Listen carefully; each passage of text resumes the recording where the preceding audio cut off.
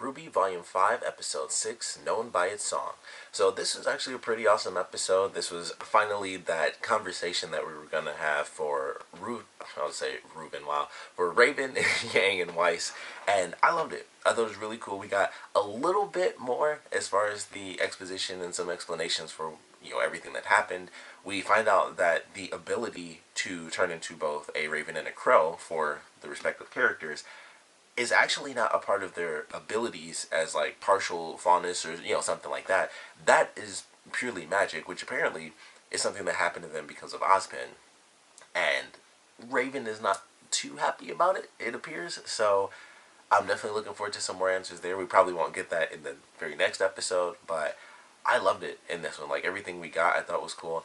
I love Raven as a character in general. I mean, she's a crappy person, but I do like her element like within the series and how she is not only this powerful character who now we know has a huge part to play in some of the things that happened in the past, but she is also of course the leader of this camp, which is still where this hidden maiden is, which turns out that neither Yang or nor Weiss actually realized that the person they were dealing with Vernal, where she like when she comes in with Yang, it's like you need to calm down.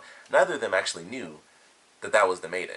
So they're gonna be with Qrow and the rest of the team now, and it's like yeah, it was her, and then this. I mean, maybe if they explain what Vernal looks like, maybe Qrow would know that. I'm not sure, but everything they did with him, I thought was great, and Yang going through this really tough moment where she has to confront this woman who left her left her as a child, and she still doesn't get an explanation for that, and it seems like a part of why Raven left, or really the biggest reason, is that like it's her, Taiyang, and then Qrow, and the three of them, and of course you have Summer. So I would assume the four of them all together were a part of this situation. Like she talks about the comparisons between her team as well as Team RWBY, where it's like extra missions, putting a bunch of interest in us, letting us get away with certain things when we broke the rules, and she's like does that sound familiar to you? And it's because Ozpin was kind of grooming Team RWBY to be just like Team Stark, and I thought that was pretty cool.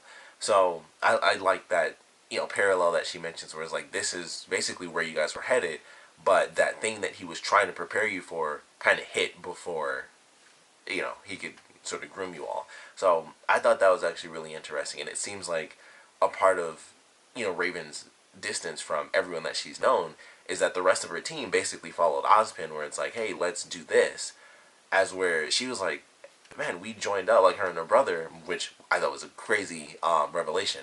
But her and Qrow joined up in order to actually kill other huntsmen, which I was like, oh, that's super dark, but that's actually very interesting to know that both of them actually started off where they were kind of the bad guys, where it was like, yeah, we're raiders and stuff. The only reason we're here to train is to kill the people that we're training with, pretty much. And I was like, oh, well, that's dark and interesting. So I thought that was really cool. But Qrow changed. It was like he learned the truth about the world, and it's like, oh, well, our stupid little, for him, it was just like our stupid little hunter raids don't mean anything anymore. The world is at stake. We have this dude who knows how many years old, passing, transitioning from body to body. There's things that need to be done. Like we need to protect the world, and it seems like he and Taiyang, as well as Summer, all of them felt that way, and Raven kind of regressed backwards to, and this probably didn't happen until the weird experiments, whatever ended up giving them the magical ability to change into the birds.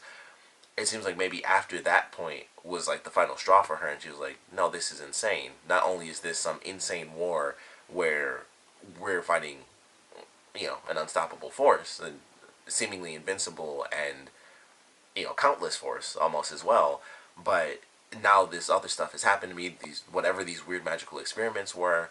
So maybe that was just it for her. It was like, no, I'm going to go back to what I initially intended, which was, just being a part of the camp, being a part of the Raiders, and that was it. And so it seems like that's when she decided, despite the fact that she had a child, that's when she was like, nope, it's gone too far at this point, and she takes off. So I don't know, it's very interesting, and it's hard to say. Like I would assume that it wasn't the experiment that was that final breaking point, but maybe it was. Maybe that didn't happen until after she had Yang or something like that. So there's still that mystery of what was that final breaking point for her, because clearly she was in it for the long haul. I mean, she had a kid and everything, and then after that is when she decided to take off. So, like a lot of that stuff is still in there where it's like, well, what was that final breaking point? So I feel like we'll get that answer.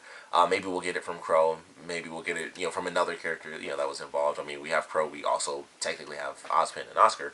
So both of them could give us the answer, but with it being RWBY, I feel like we might have to wait a little while for that, that specific little detail. But I love that portion of the episode. I thought it was great.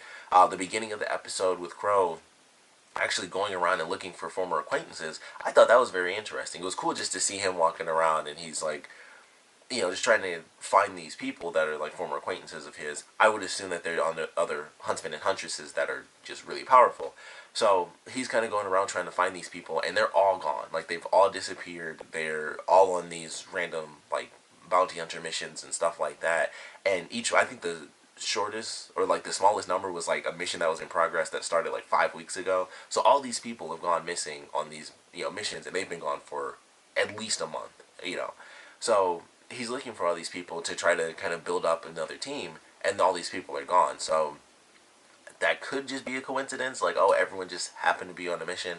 But it also seemed like if he's looking for these people, he knows they're powerful, and for them to have been gone for weeks on end and not to have returned, that says something. Like when you went to the last woman's house, Heather, I believe was her first name, and it was her husband and her daughter, and it's like the daughter comes up and it's like, does he know where mommy is? And it's like, sorry to have bothered you. I would assume if they aren't all just killed, then they've been taken, and that says a lot. That's just that planning, I think, kind of showing up in action, like Salem's ideas as to who they need to take out, because it's like, all right, well, we have this group of people where it's like Ozpin and this specific group, like definitely them, and then you have like these outlying people where it's like they're living their lives, but I know that someone like Ozpin or Qrow maybe will go to these people, so we need to get rid of them as soon as possible, so that way when they look for backup, they won't be there. So I feel like that's kind of what that was. It could just be totally random. They legitimately all just happened to go on missions at the same time. But like I said, considering Qrow was going to find them as the backup, they would have to be more powerful than it took 8 weeks to, search and destroy or something like that. It seems like it would be a very simple mission for people that Qrow, is looking for, as far as backup. So that was definitely interesting, seeing him kind of go through this process trying to find people, and every single person is gone. They're missing. I would presume dead, but that's just because we're in a really dark place with the series, so I just assume the worst now.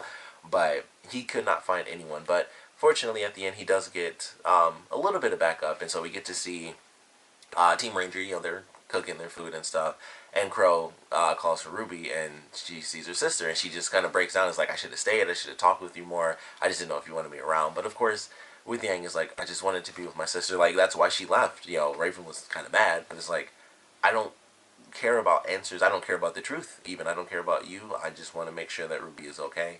And that's what she did. Like, she had that portal, and it was like, all right, Weiss, hop on. And they took off, and that was it. So, great emotional moment at the end with Yang and RWBY having that reunion. And then, of course, Weiss is just there. And then, RWBY's like, hey, like, I haven't seen you either, so, come on. So, definitely a great emotional ending to the episode. And like I said, we got a little bit of explanation, which I thought was pretty cool.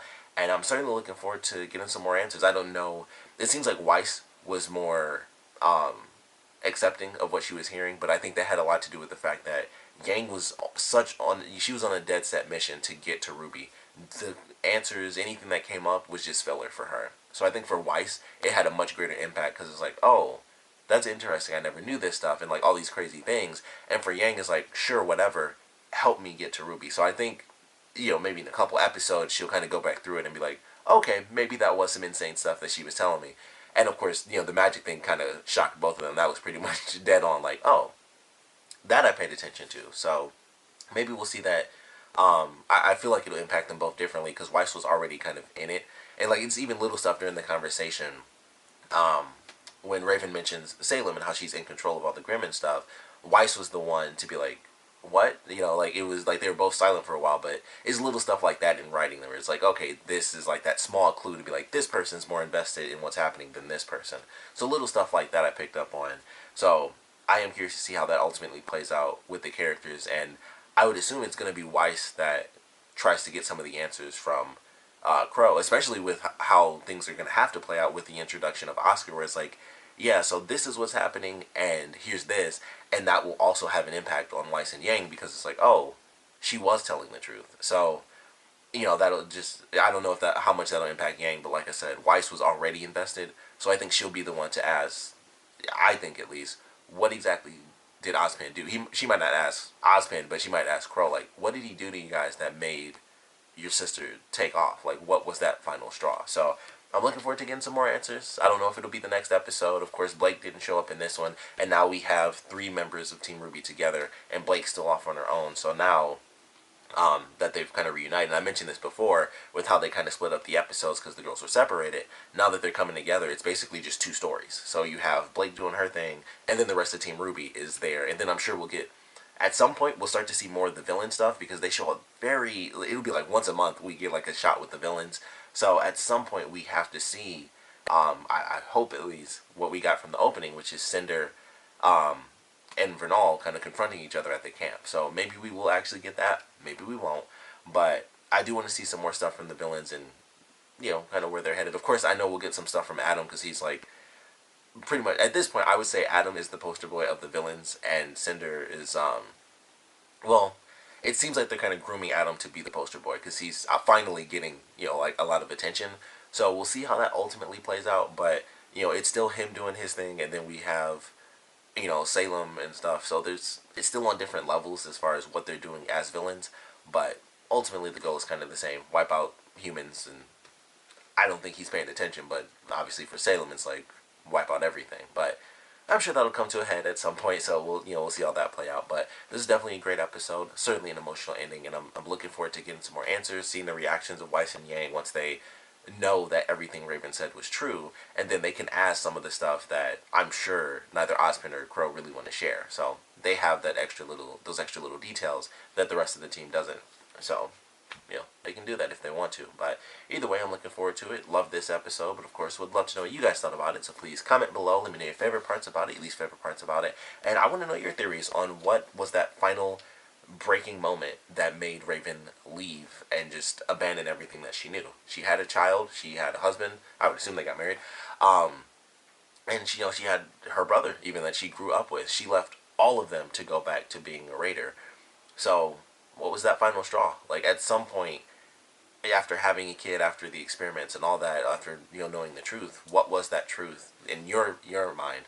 What would you say that moment was? Whether it was the experiments or it was just her learning another fact, what do you think it was that just made Raven say, screw it, I'm leaving everything behind and I'm just going back to being a ranger? I would love to know your theories on that, and like I said, just what you guys thought about this episode in general. So please comment below, let me know, and thanks for watching.